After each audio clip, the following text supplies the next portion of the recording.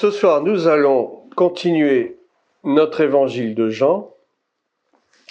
Je crois qu'on avait parlé du paralytique à la piscine de Bethesda, au moins nous avions commencé. Mais on va passer directement au chapitre 6. Peut-être qu'une autre fois, nous reviendrons sur le chapitre 5, parce qu'il y a beaucoup à dire, en plus de cet épisode, donc de la guérison de ce paralytique depuis 38 ans. C'est pas rien, 38 ans. Alors, Jean chapitre 6. Je lis d'abord le texte. Après cela, Jésus s'en alla de l'autre côté de la mer de Galilée, de Tibériade. Une grande foule le suivait parce qu'elle voyait les miracles qu'il opérait sur les malades. Jésus monta sur la montagne et là, il s'assit avec ses disciples. Or, la Pâque était proche, la fête des Juifs. Ayant levé les yeux et voyant qu'une grande foule venait à lui, Jésus dit à Philippe, « Où achèterons-nous des pains pour que ces gens aient à manger ?» Il disait cela pour l'éprouver, car il savait ce qu'il allait faire. Philippe lui répondit, « Les pains qu'on aurait pour 200 deniers ne suffiraient pas pour que chacun en reçût un peu. » Un de ses disciples, André, frère de Simon-Pierre, lui dit, « Il y a ici un jeune garçon qui a 5 pains d'orge et 2 poissons. Mais qu'est-ce que cela pour tant de gens ?» Jésus dit, « Faites-les asseoir. » Il y avait dans ce lieu beaucoup d'herbes. Ils s'assirent donc au nombre d'environ 5000 hommes. Jésus prit les pains, rendit grâce et les distribua à ceux qui étaient assis. Il leur donna de même des poissons, autant qu'ils en voulurent. Lorsqu'ils furent rassasiés, il dit à ses disciples, « Ramassez les morceaux qui restent, afin que rien ne se perde. » Ils les ramassèrent donc, et ils remplirent 12 paniers avec les morceaux qui restèrent des 5 pains d'orge, après que tous eurent mangé. Ces gens, ayant vu le miracle que Jésus avait fait, disaient, « Celui-ci est vraiment le prophète qui doit venir dans le monde. » Et Jésus, sachant qu'ils allaient venir l'enlever pour le faire roi, se retira de nouveau sur la montagne, lui seul. Amen. Alors, ce texte est vraiment intéressant, vous en conviendrez. Donc, on voit Jésus qui est suivi par une grande foule. Mais on nous dit parce que la foule voyait les miracles qu'il opérait sur les malades. Vous voyez comment les gens aiment suivre ceux qui font des miracles, n'est-ce pas? Et parce que pour eux, c'est tellement extraordinaire de voir cet homme qui, en fait, on ne sait pas très bien qui il est. Ils ne connaissent pas vraiment d'où il vient, qui il est. En tout cas, ils n'ont pas compris et n'ont pas intégré que cet homme, c'est Jésus, le Fils de Dieu, et le Fils de l'homme. Ils ne l'ont pas encore compris. Et beaucoup d'entre eux ne le comprendront jamais. Mais ils vont le suivre parce qu'ils ont vu cet homme faire des miracles, des choses qu'ils n'avaient jamais vues auparavant, des choses extraordinaires. Et Jésus va monter sur la montagne. La montagne, vous savez, c'est un lieu qui est très élevé. C'est un lieu d'où on domine la situation. Et en fait, Jésus nous montre par là qu'il est toujours là où il faut, c'est-à-dire en haut. En fait, la montagne, ça symbolise aussi les lieux célestes. Jésus, il est toujours en hauteur parce que lui-même, il vient d'en haut. Il ne vient pas de la terre, il vient des cieux, il vient de ce qui est céleste. Et donc, il monte sur la montagne et là, il va s'asseoir avec ses disciples, avec tous ceux qui le suivaient. Qui étaient ses disciples? Mais beaucoup d'entre eux, on le sait, vont le quitter après. C'est pas facile de suivre Jésus, parce que ce qu'il va dire après va choquer beaucoup. Quand il dira à un moment donné, il faut manger ma chair et boire mon sang, beaucoup vont le quitter, parce qu'ils ne vont pas comprendre le sens profond de cette parole, qui est une parole forte. Comment est-ce que cet homme peut nous dire qu'il faut manger sa chair et boire son sang? Ça n'a aucun sens. Ce n'est pas possible. Mais pour l'instant, il ne s'agit même pas de ça. Il va monter sur la montagne, il va s'asseoir parce que il a une mission à accomplir. devant cette foule qui est là amassée. Et on nous dit que la Pâque était proche. C'était la période pré-Pâques, c'est-à-dire toute cette période qui précède la Pâque, qui est une période de préparation en réalité, la fête des Juifs. Vous savez que la Pessah, c'est la grande fête juive qui nous remémore le passage, la sortie de l'Égypte, la sortie de l'Égypte après que Pharaon eut refusé un certain nombre de fois de laisser partir le peuple hébreu. Eh bien, il va finir par être obligé finalement de le laisser partir. Et donc, ils vont célébrer la Pâque avec le sang répandu sur les linteaux des portes et avec donc le sacrifice de l'agneau grillé au feu avec les pains sans levain et les herbes amères. Bon, tout ça, je vous le rappelle, mais vous êtes censés connaître tout cela, bien sûr. Et donc, la Pâque, la Pessah, c'est une fête qui est extrêmement importante pour les Juifs. Certainement, je ne dis pas peut-être la fête la plus importante, mais en tout cas une des plus importantes, c'est ce souvenir constant de la sortie de l'esclavage. Et pour nous, la Pâque, nous, la Pâque chrétienne, si vous voulez, on l'a faite un peu différemment. On parle de la résurrection. Très bien. Très bien. Ça, c'est le point de vue chrétien de la fête de la Pâque. Mais originellement, la Pâque, dans la Torah, c'est quand même la sortie de l'esclavage de l'Égypte. C'est ça qui est important. Et pour nous qui sommes chrétiens, nous devons aussi considérer cet aspect de la Pâque, non pas seulement comme la résurrection du Seigneur, nous en sommes d'accord, nous en conviendrons, parce qu'effectivement, la mort et la résurrection du Christ se sont passées au moment de la Pâque, effectivement. Mais pour nous, la Pâque, c'est aussi le signe de la libération de notre esclavage en tant qu'hommes et de femmes pécheurs. Nous étions esclaves du péché, nous étions esclaves d'une vie sans Dieu, et nous sortons de l'Égypte. Nous étions en Égypte, en réalité. Avant d'être chrétiens, avant d'être nés de nouveau, j'aime pas beaucoup le mot chrétien, mais enfin, on n'y peut rien, c'est comme ça. Je préfère dire je suis disciple, c'est mieux. Voilà, avant d'être de vrais disciples du Seigneur, eh bien, il nous faut sortir de l'Égypte. Il nous faut faire table rase de tout notre passé d'esclaves. Nous étions esclaves du diable, nous étions esclaves de Satan, nous faisions la volonté de Satan et nous étions sans Dieu et sans espérance dans le monde. C'est la parole qui nous le dit. Donc voilà, au moment de cette fête de la Pâque, Jésus a une mission que le Père lui confie envers toutes ces personnes qui sont venues le suivre à cause des miracles. Ils l'ont pas suivi à cause de la parole qu'il pouvait prononcer, mais ils l'ont suivi à cause des miracles. Et souvent, nous, en tant que chrétiens, nous sommes très attirés par ce qui saute aux yeux. Nous aimons les choses extraordinaires. Il y a beaucoup de chrétiens qui vont dans les églises parce qu'ils ont entendu parler qu'il y a tel prophète qui fait des grandes révélations, parce qu'il y a des guérisons en grand nombre, il y a des miracles en grand nombre. Tout cela, c'est bien, c'est magnifique. Mais est-ce que ça suffit pour nous faire vivre une vie de foi réellement?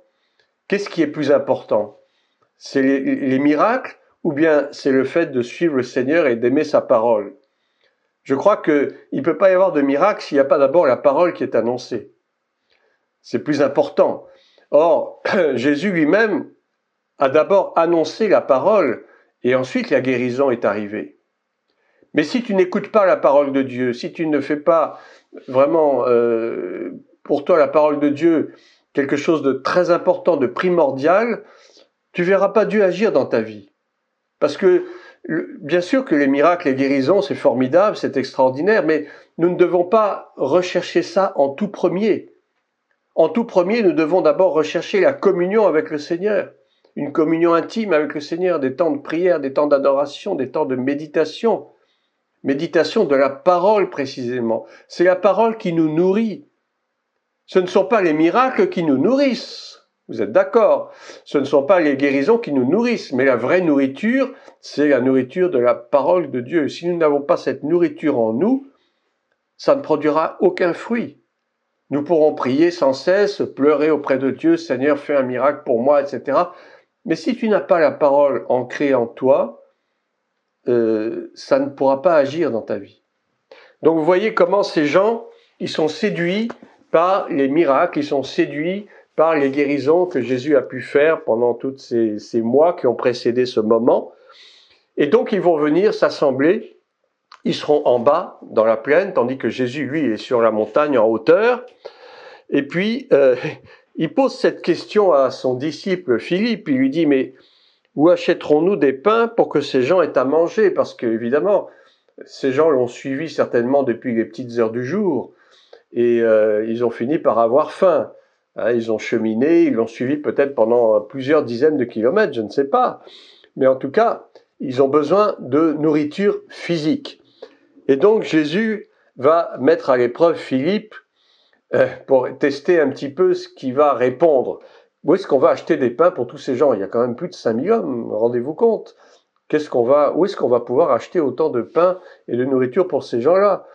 Mais Jésus savait très bien ce qu'il allait faire, parce que c'était justement le sens, le but de ce moment précis. Mais il dit ça à Philippe pour l'éprouver, voir ce que Philippe va lui répondre. Mais Philippe va lui répondre la réponse que tout le monde aurait faite, certainement. Les pains qu'on a ici pour 200 deniers ne suffiraient pas pour que chacun en reçoive un peu. Donc finalement, on pourra aller écumer toutes les boulangeries du coin, on n'aura jamais assez de pain pour nourrir tous ces gens-là. Et alors, à ce moment-là, il y a André, frère de Simon-Pierre, qui dit, ici, il y a un jeune garçon là dans le coin, il a 5 pains d'orge et 2 poissons. Mais qu'est-ce que ça peut faire pour tous ces gens-là? Vous voyez comment, pareil, il raisonne terre à terre. Il raisonne sur ce qu'il voit. En fait, il raisonne sur des impossibilités et non pas sur ce que Jésus pourrait faire. Ils n'ont même pas dit à Jésus, mais Seigneur, toi, tu peux faire. Toi qui es capable de tout, qu'est-ce que tu peux faire pour ces gens? Mais volontairement, Jésus les a mis au pied du mur en les interrogeant pour voir ce qu'ils allaient répondre, en fait. Et donc Philippe, lui, il dit, où est-ce qu'on peut acheter tous ces pains pour ces gens-là? Et puis André va dire, ici, il y a un garçon, il y a un peu de pain, un peu de poisson, mais ça ne peut pas suffire, Seigneur. Nous sommes devant un mur, nous sommes devant une impossibilité. Vous voyez comment souvent nous raisonnons par rapport à nos impossibilités, à nos limitations, à ce que nous ne pouvons pas faire, parce que nous avons les moyens du bord, et finalement ces moyens du bord ne suffisent pas, il nous faut plus. Mais qui peut faire plus si ce n'est le Seigneur lui-même? Vous voyez? Mais souvent nous nous limitons nous-mêmes dans nos pensées même déjà, dans nos raisonnements. Nous sommes limités, nous ne voyons pas plus loin que le bout de notre nez ou le bout de nos lunettes. Nous nous limitons nous-mêmes, alors que le Seigneur, il est illimité, il peut faire des choses bien plus grandes que tout ce qu'il a pu faire jusqu'à présent. Mais nous le savons. Mais malgré le fait que nous le sachions, nous préférons quand même rester dans nos limitations. Mais alors, qu'est-ce qui va se passer? Jésus va dire, faites asseoir cette foule. Ils étaient debout certainement depuis tôt le matin, ils étaient fatigués, épuisés, ils avaient faim, ils n'en pouvaient plus. Faites-les asseoir. Ça, c'est important de souligner ce mot, faites-les asseoir. Il y a des moments, mes amis, où nous devons nous asseoir. Nous devons nous mettre dans un état de repos. Un repos spirituel qui est bénéfique, qui est nécessaire. Nous devons nous asseoir. Nous asseoir pour écouter ce que Dieu a à nous dire. Nous asseoir, non pas pour nous contempler notre nombril nous-mêmes, mais nous asseoir pour être dans la présence du Seigneur et ouvrir tout grand notre entendement pour le laisser nous parler. On est trop affairé dans les choses de ce monde, on est trop affairé, c'est vrai, nous avons notre travail, nous avons nos problèmes de famille, nous avons nos problèmes financiers, nous avons nos problèmes de santé, nous avons nos problèmes de couple, nous avons des multitudes de problèmes qui font que nous sommes tout le temps en éveil, mais nous sommes complètement assourdis par ces problèmes, nous sommes tellement nubilés par ces problèmes qu'en fait nous ratons l'essentiel. Et pour ça, il faut que nous asseyions. Faites-les asseoir, parce qu'en étant debout, ils ne pourront rien entendre, ils ne pourront rien comprendre. Si nous restons debout à nous lamenter de nos problèmes, jamais les choses ne pourront nous parvenir. Souvenez-vous de l'histoire de Marthe et de Marie. c'est criant de vérité. On a ces deux femmes qui sont des amies proches de Jésus, qui l'ont invité chez elles, qui sont aussi les sœurs de Lazare, qui plus tard va mourir et ressusciter. Mais pour l'heure, voici Jésus chez Marthe et Marie. Or, que voyons-nous? Nous voyons Marthe, qui est la sœur aînée, je crois, qui est affairée aux affaires du ménage pour préparer la soupe, pour préparer le repas. Elle est debout, elle court dans la cuisine d'un endroit à l'autre, elle est affairée aux choses matérielles. Et nous voyons Marie, qui est assise au pied du maître. Elle n'est pas debout en train de s'agiter, en train de virevolter, en train de faire des tas de gestes et de se lamenter. Elle est assise au pied du maître. Parce qu'en étant assise au pied du maître, elle a ses entendements ouverts, ses oreilles sont ouvertes. Son intelligence est ouverte parce qu'elle sait que le maître a quelque chose à lui dire d'important. Elle est assise pour recevoir la plénitude de l'onction du Seigneur dans sa vie. Elle est assise pour recevoir pleinement l'enseignement du Seigneur parce qu'elle aime l'écouter. Elle aime être à ses côtés. Elle aime entendre ce qu'il a à dire parce que pour elle c'est tellement précieux. C'est plus précieux que de savoir ce qu'on va manger ce soir. Alors c'est vrai, on ne peut pas non plus négliger nos devoirs de mère de famille, de père de famille, c'est pas ça. Mais ne pas y attacher plus d'importance que ce qui est nécessaire. C'est vrai, nous avons des besoins, nous sommes obligés de pourvoir aux besoins de nos familles, etc., de préparer le repas, tout cela c'est bon. Mais il faut aussi savoir s'asseoir pour écouter ce que le maître a à nous dire. Et nous passons trop de temps à ne pas vouloir nous mettre dans sa présence parce qu'on a toujours trop de choses à faire, trop de choses à s'occuper, vous comprenez? Nous sommes tellement préoccupés, et puis la société, le monde du travail, tout ça, ça ne nous incite pas à rester assis. Mais au contraire, on est agité de tous côtés parce que nos préoccupations nous prennent trop. Nos préoccupations prennent nos cœurs, et nos cœurs ne sont plus pour le Seigneur. Nos cœurs sont plutôt pour les choses de ce monde. Et tout cela, c'est très préjudiciable pour nous. Donc Jésus dit à cette foule, dit à ses disciples de faire asseoir la foule. Alors ça va prendre un certain temps parce qu'il y a quand même 5000 personnes. Et faire asseoir, et même je crois que dans la version de Luc, ou je ne sais plus où il y a le même récit qui est fait, il est fait asseoir par rangée de, je ne sais plus, 50 ou 100. Vous voyez comment Dieu est ordonné, Dieu travaille par ordre. Il faut de l'ordre dans les choses de Dieu. Il faut de l'ordre dans la maison de Dieu. Dieu n'agit pas dans l'agitation. Dieu n'agit pas dans le désordre. Lorsqu'il a créé le monde, lorsque vous lisez le livre de Genèse, de Béréchit, Dieu procède par ordre. Il fait les choses dans un certain ordre. Il les fait pas n'importe comment, au gré de sa fantaisie, au gré de son bon vouloir. Non, il procède toujours par ordre. Et nous devons aussi procéder par ordre dans nos vies. Parce que Dieu est un Dieu d'ordre. Dieu n'aime pas l'agitation, Dieu n'aime pas le désordre, Dieu n'aime pas le brouhaha, tout ça. C'est pour ça que par moments, il s'éloignait de la foule.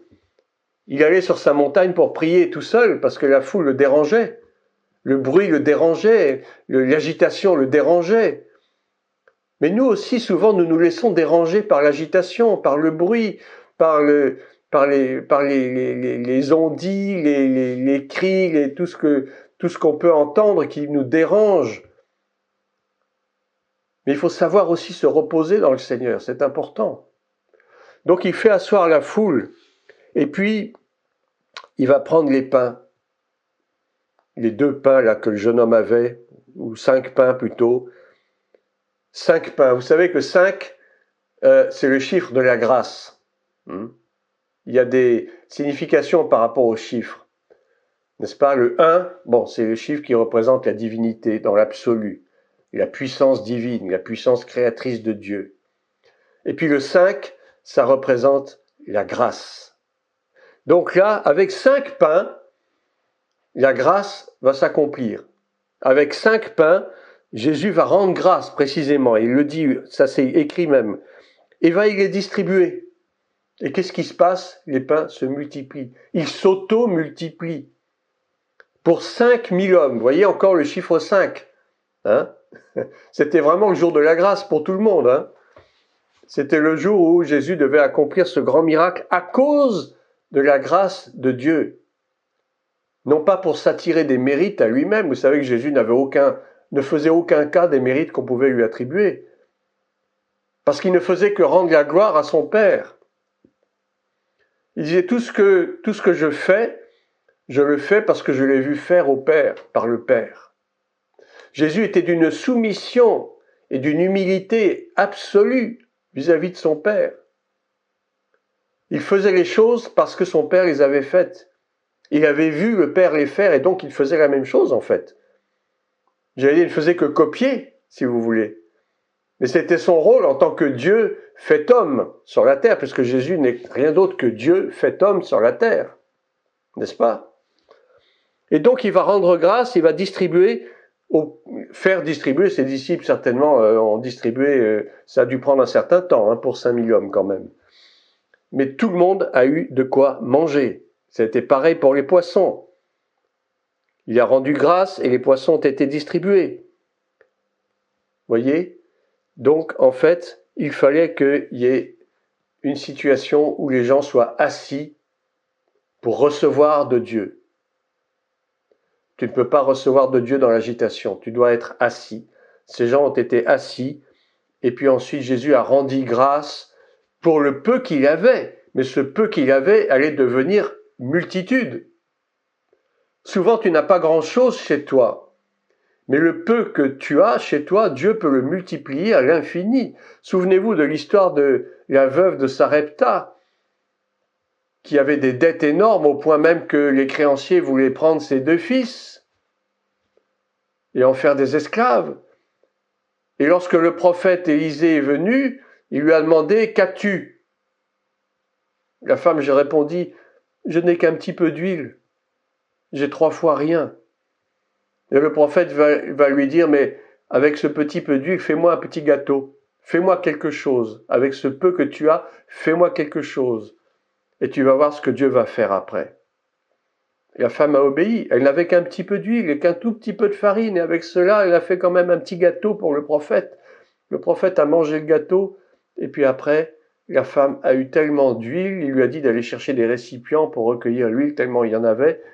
Elle a pu payer sa dette et garder ses enfants. Mais il y avait un peu au départ. Mais si évidemment tu n'as pas ce peu, au moins ce minimum, Dieu ne peut pas travailler.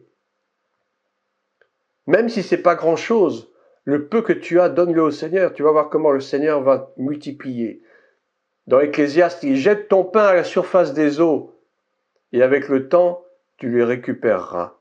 Tu le récupéreras et ça produira beaucoup de choses. D'accord? Alors, je ne vais pas aller beaucoup plus loin pour ce passage, mais je voulais nous engager à nous asseoir davantage avec le Seigneur, d'être à l'écoute, Et le peu que nous pouvons lui donner, c'est-à-dire notre cœur déjà pour commencer, donnons-lui notre cœur. Il ne nous demande pas de lui donner de l'argent. Bon, bien sûr qu'on peut faire des offrandes, ça c'est biblique. Mais il ne nous demande pas de nous attacher non plus à ces choses. Donnons-lui déjà le peu que nous avons. Donnons-lui déjà le peu d'amour que nous lui devons. Nous n'aurons jamais assez d'amour pour le Seigneur, autant que lui en a pour nous. Mais ce petit peu d'amour que nous avons, nous devons le lui donner pour qu'il puisse le multiplier à l'infini. L'amour pour les autres, l'amour pour le prochain, l'amour pour sa parole, l'amour pour nos frères et sœurs, l'amour pour nos familles. Vous savez que nous serons jugés davantage sur l'amour que sur tout ce que nous aurons fait pendant notre vie. Dieu va moins nous juger sur nos actes, qu'ils soient bons d'ailleurs, que sur la capacité que nous aurons eue à aimer notre prochain. Je pense que Dieu va davantage nous juger là-dessus. On aura pu faire plein d'œuvres dans notre vie, avoir un grand ministère, je ne sais quoi, faire des miracles, des prodiges, mais Dieu ne va pas nous juger sur nos miracles et nos prodiges, pas du tout. Il y a même de ceux qui auront cru servir Dieu toute leur vie, qui auront dit « Seigneur, regarde tout ce que nous avons fait des miracles, nous avons chassé des démons. » Mais Jésus va leur dire quoi? Il va leur dire « Retirez-vous de moi, allez-vous-en, je ne vous connais pas. » Pourquoi? Parce qu'on peut faire des miracles, on peut faire des prodiges, On peut faire des guérisons, on peut parler en langue 15 heures par jour. Mais si nous n'avons pas au moins cette petite étincelle d'amour envers le Seigneur, ça ne peut pas marcher. Ça ne servira à rien et nous aurons fait des tas de choses inutilement, stérilement. Et Dieu veut que nous soyons productifs. Dieu veut que nous soyons des personnes qui soient utiles, qui portent du fruit et en abondance. Amen.